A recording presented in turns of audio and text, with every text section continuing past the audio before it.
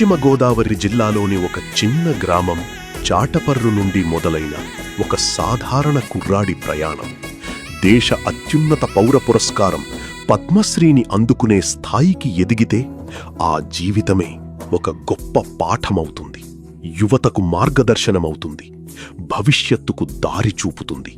ఆ మహనీయుడే అజాతశత్రువు, కళాకారుడు, ప్రముఖ వ్యాపారవేత్త శ్రీ మాగంటి మురళీమోహన్ గారు. వెండితెరపై వందలాది పాత్రలతో కోట్లాది మంది అభిమానాన్ని సొంతం చేసుకున్న ఆయన వ్యాపార రంగంలోకి అడుగుపెట్టడానికి దివంగత నటుడు శోభన్ బాబు గారు ఇచ్చిన ఒకే ఒక్క సలహా కారణమైంది. జనాభా పెరుగుతుంది, కానీ భూమి పెరగదు అని ఆ ఒక్క మాటను వేదమంత్రంగా భావించి జయభేరి కన్స్ట్రక్షన్స్ ద్వారా రియల్ ఎస్టేట్ రంగంలోకి అడుగుపెట్టారు. విశ్వసనీయతకు, నిబద్ధతకు నిలువెత్తు నిదర్శనంగా నిలుస్తూ వేలాది కుటుంబాల సొంతింటి కలలను నిజం చేశారు. కేవలం కట్టడాలు నిర్మించడమే కాకుండా రియల్ ఎస్టేట్ రంగాన్ని ఒక క్రమశిక్షణ కలిగిన వ్యవస్థగా మార్చేందుకు నాటి అప్రా, నేటి నారేడ్కో తెలంగాణ సంస్థల ఆవిర్భావంలో ప్రధాన సూత్రధారిగా నిలిచారు. గడిచిన 30 ఏళ్లలో ఎలాంటి ఎన్నికలుగాని విభేదాలుగాని లేకుండా నారేడ్కో ఒకే కుటుంబంలా ఐక్యంగా నిలబడటానికి ఆయన నేర్పిన క్రమశిక్షణే బలమైన పునాది. నటుడిగా, నిర్మాతగా, ఎంపీగా ప్రజలకు సేవ చేస్తూనే ఎంతోమంది పేద విద్యార్థులను ఇంజనీర్లుగా, డాక్టర్లుగా తీర్చిదిద్దిన శ్రేయోభిలాషి ఆయన. 86 ఏళ్ల వయసులోనూ అదే ఉత్సాహంతో ఎంతో హుందాగా నిలిచిన మురళీమోహన్ గారికి పద్మశ్రీ దక్కడం తెలుగువారందరికీ గర్వకారణం. ఆ అపూర్వ ఘట్టాన్ని పురస్కరించుకుని తెలంగాణ శాసనసభ స్పీకర్ శ్రీ గడ్డం ప్రసాద్ గారు, ఎమ్మెల్సీ భానుప్రసాద్ గారు మరియు నారేడ్కో తెలంగాణ ప్రతినిధుల సమక్షంలో జరిగిన పద్మశ్రీ అభినందనోత్సవం అత్యంత అంగరంగ వైభవంగా సాగింది.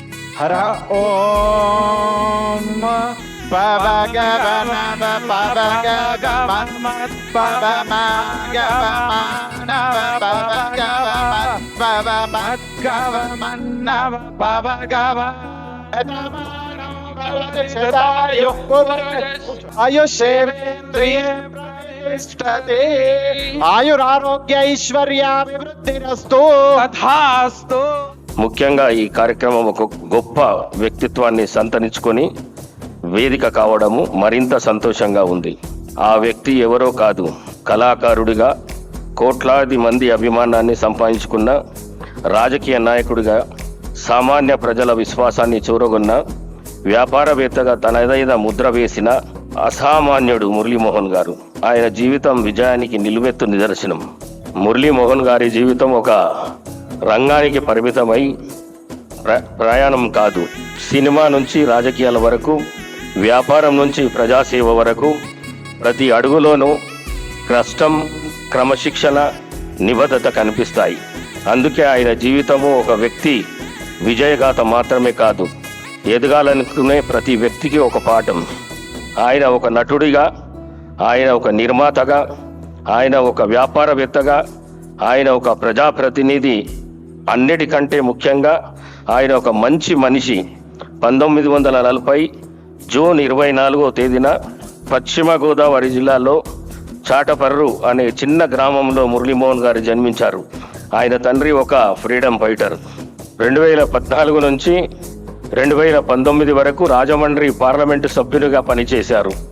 ప్రజాప్రతినిధిగా ప్రజా సమస్యలను పార్లమెంటులో ప్రస్తావిస్తూ అభివృద్ధి, సంక్షేమం కోసం ఆయన తన వంతు కృషి చేశారు. సినిమా ద్వారా వచ్చిన పేరు ఆయనకు ఒక అవకాశం ఇచ్చింది. కానీ ఆ పేరును ప్రజా జీవితంలో నిలబెట్టుకోవడం మాత్రం అంత సులభం కాదు. పేరు సంపాదించడం కష్టం, ఆ పేరును నిలబెట్టుకోవడం ఇంకా కష్టం.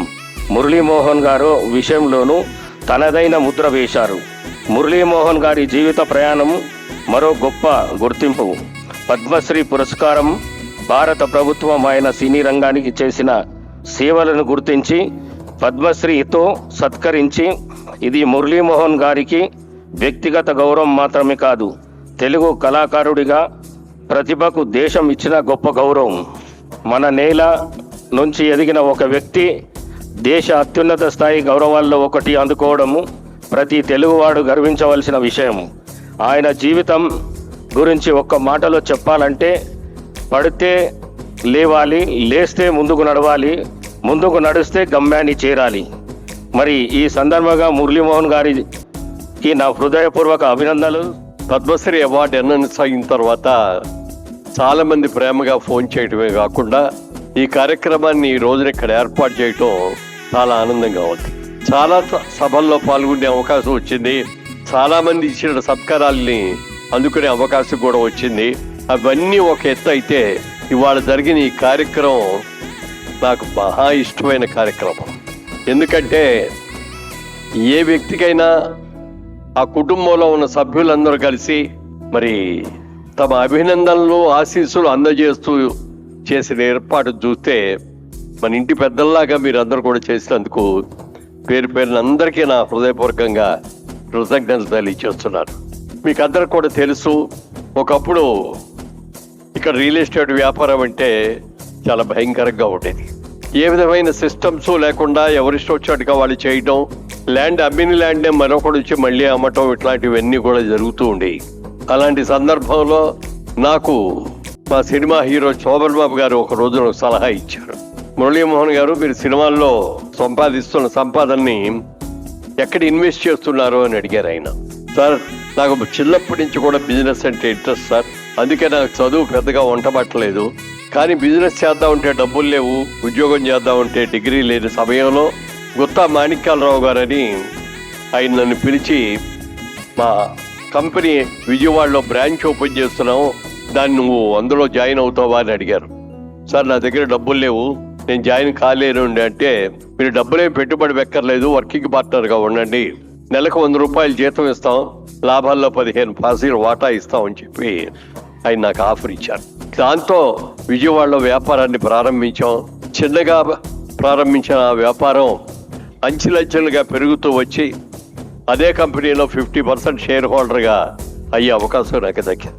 నేను మొట్టమొదటి నుంచి కూడా ఒకటే అనుకున్నాను వ్యాపారం చేసేటప్పుడు, customer is always right, customer is our pay master, customer is our God, customer is always right అనేటువంటి ఇవి పెట్టుకొని ఏ రోజున కూడా నా దగ్గరకు వచ్చిన కస్టమర్ డిసప్పాయింట్ అవ్వకూడదు.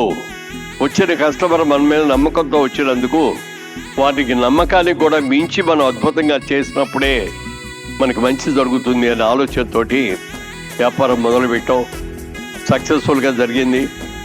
బాగా జరుగుతూ సరదాగా నాటకాలు కూడా వేసుకుంటున్న టైంలో అట్లూరి పూర్ణచంద్రరావు గారు ఆయన 1973 సంవత్సరంలో నా ఫోటో చూసి వెంటనే ఈ అబ్బాయిని పిలిపించండి అని చెప్పి నన్ను పిలిచి కేవలం అరగంట కూడా ఎక్కువ మాట్లాడలేదు. నన్ను, ఏ ఊరు బాబు, ఎవరెవరు, నీ వ్యాపారం ఏంటి, నాటకాల్లో వేసావా, ఏ నాటకాల్లో వేసావు అని అడిగారే తప్ప ఓ డైలాగ్ చెప్పు బాబు అని కానీ, ఓసారి అటు ఇటు నడిచిరా బాబు అని కానీ ఇంకేమీ అడగలేదు ఆయన. మా సినిమాలో హీరో నువ్వు చేస్తావా అన్నారు. సార్, హీరో ఇస్తానంటే చేయకుండా ఎట్లా ఉంటారని, తప్పకుండా చేస్తాను సార్ అన్నప్పుడు ఒక చిన్న ప్రాబ్లం ఉంది బాబు. నువ్వు రాకముందు గిరిబాబు గారైన ఆయన్ని హీరోగా మేము ఎంపిక చేసుకున్నాం, విలన్ కోసం ఎదురు చూస్తున్నాం. కానీ మీరు వచ్చిన తర్వాత, మిమ్మల్ని చూసిన తర్వాత మీరు హీరోగా వేసి గిరిబాబు గారు విలన్గా వేస్తే బాగుంటుంది అనే ఆలోచన వచ్చింది. ఒక్కసారి ఆయన కూడా పిలిచి ఆయనకి చెప్పి ఆయన కనుక ఒప్పుకునేటట్లయితే మీరు హీరోగా ఎదురు కానీ ఆయన విలన్గా వేస్తారని పూర్ణచంద్ర గారు చెప్పారు. గిరిబాబు గారిని పిలిచి చెప్పగానే తప్పకుండానండి, నాకు హీరోయే వేయాలని ఏం లేదు, విలన్ కూడా వేస్తాను. రెండు కూడా ఈక్వల్ క్యారెక్టర్స్, ఒకటి ఎక్కువ కాదు, ఒకటి తక్కువ కాదు.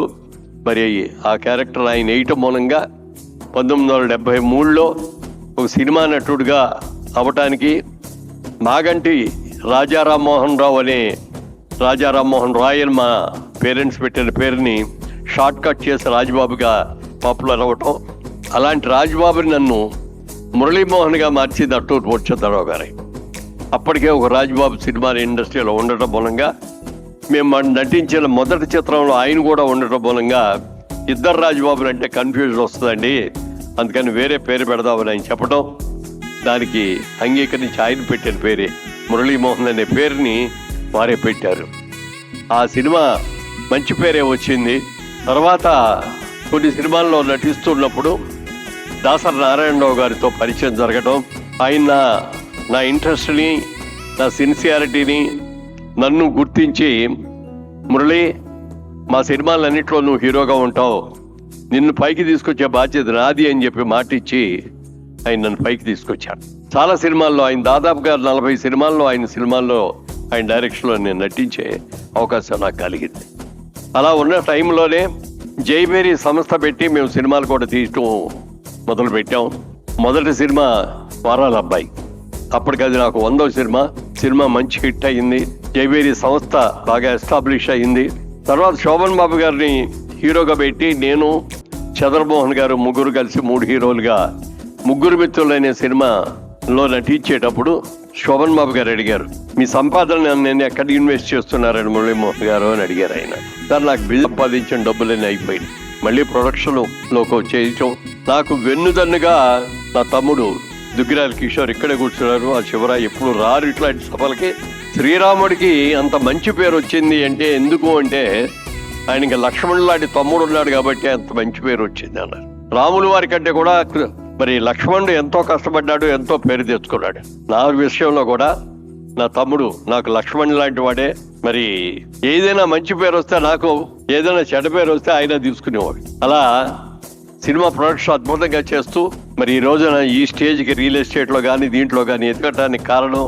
అలాగే మా అబ్బాయి అమెరికాలో MBA చేసుకొని వచ్చి, బాబు సినిమాల్లో ఆఫర్స్ వస్తున్నాయి, మరి ఏంటి యాక్ట్ చేస్తావనంటే నాకు సినిమాలో ఇంట్రెస్ట్ లేదు, నేను వ్యాపారమే చేస్తాను అంటే అప్పటికి రియల్ ఎస్టేట్ వ్యాపారం చేస్తున్నాం ఆల్రెడీ. దాంట్లోనే ఉండి నాడు రామ్మోహన్ మా అబ్బాయి ఈ రియల్ ఎస్టేట్లోకి రావాలి అన్న ఆలోచన నాకు ఎందుకు వచ్చిందంటే శోభన్ బాబు గారిని అడిగాం, ఏమంటే మీరు చెప్పినట్టుగా నా 2 వ్యాపారాలు కూడా బయట పెట్టి పోతాయి అన్నారు, లాభం లేదన్నారు, అవి నిజంగానే నష్టపోయానండి. మరి నాకంటే పెద్ద హీరో, నాకంటే ఎక్కువ డబ్బులు తీసుకుంటారు, నాకంటే ముందు నుంచి హీరోగా ఉన్నారు, మీ డబ్బులు మీ సంపాదన అంతా ఎక్కడ పెడుతున్నారు సార్ అని అడిగాను నేను ఆయన.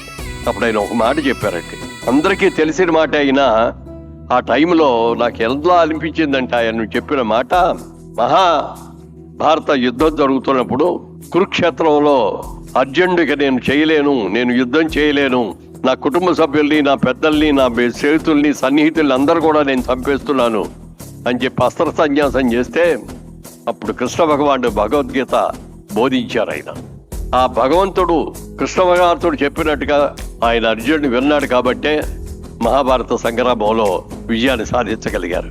అలాగే నాకు కూడా సినిమా ఇండస్ట్రీలో నాకు మంచి మిత్రుడిగా ఉన్నటువంటి శోభన్ బాబు గారు ఇచ్చిన సలహా ఒకటే చెప్పారు ఆయన, ఈ ప్రపంచంలో 3 వంతులు సముద్రమే ఉంది, 1 వంతు మాత్రమే భూమి ఉంది. ఆ భూమిలో కూడా మంచు పర్వతాల్లో ఉండలేము, ఎడారుల్లో ఉండలేము, నివాసయోగ్యంగా ఉండే స్థలాలు చాలా తక్కువ. జనాభా చూసుకుంటే అన్ని దేశాల్లోనూ విపరీతంగా రోజు రోజుకి పెరిగిపోతున్నారు.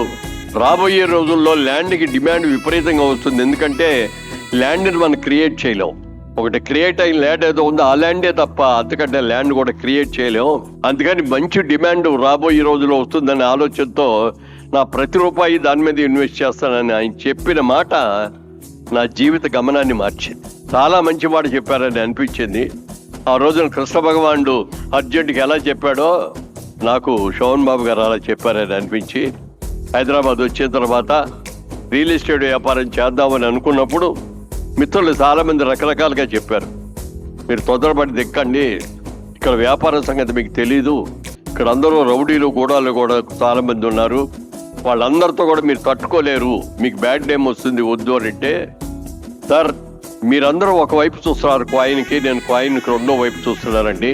పెళ్ళి అయిన తర్వాత ప్రతి ఒక్కడు కూడా తనకంటూ ఒక మంచి ఇల్లు కట్టుకోవాలని అనుకుంటారు ప్రతి వాళ్ళు. అదొక కళ.